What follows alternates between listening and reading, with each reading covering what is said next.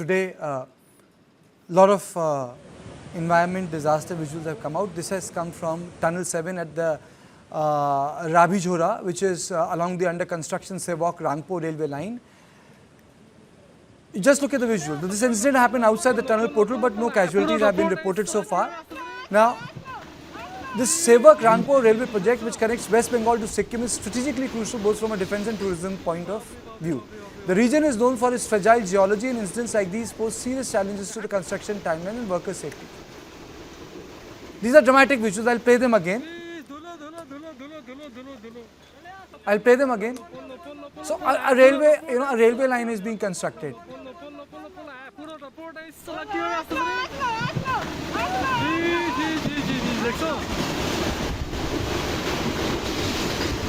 So, Mr. Jha, this is what we were talking about now. This is what we were talking about now. Rather than restricting ourselves, as I earlier said, the same kind of disaster and disaster induced because not of nature's fury, but the development model. That's why I said the diagnosis is incorrect, that we cannot say, oh, well, it rained and therefore so many people died. No, but I must clarify, Mr. Jha. What I really meant was that my panelist said was, I'm saying there is no need for 5 lakh people to be in the pilgrim sector. We can say this year there will be 2 lakh people. Next year they can be 2 lakh people. Power plants. And you don't need the carrying capacity has to be as what Dr. Dhawan was also talking about.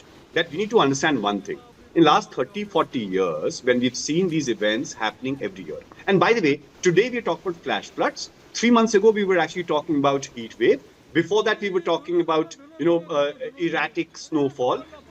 All of these signs are signs of climate-led event. Now we have to look at that. One, the intensity and frequency of climate events, that has gone up. That's one. Two is that how does it actually end up inducing damage? And when I say damage, and all these activities are so-called economic activities. But the first thing that it actually affects in the long run is the economic activities itself.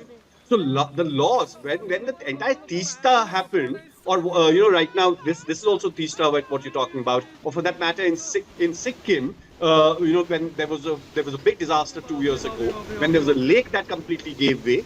We need to understand when the flood happens in Ladakh, or what happens in Sikkim. So we need to understand this. I think this also should provide us with an opportunity that we don't treat this as an event. It will be dishonest and disservice if we think of this as a one event.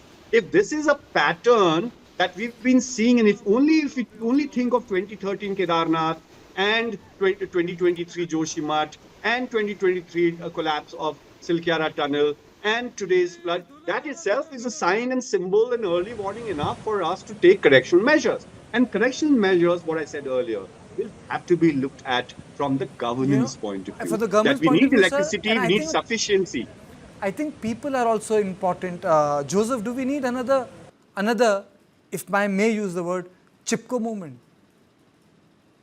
I think it's about time we have one, because we cannot be allowing this to happen over and over again. People have become too docile. And unless we wake up, raise our voice and stop this, this will